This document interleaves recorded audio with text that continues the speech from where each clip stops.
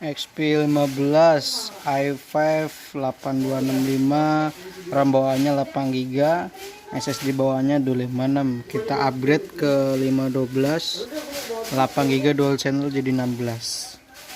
Dan ini ada slot harddisknya ya. Oke.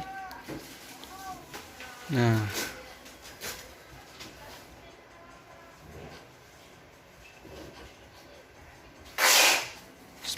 spek bawaannya 8 GB 256. Kita upgrade ya jadi 16 GB 512. Harganya jadi 8 jutaan.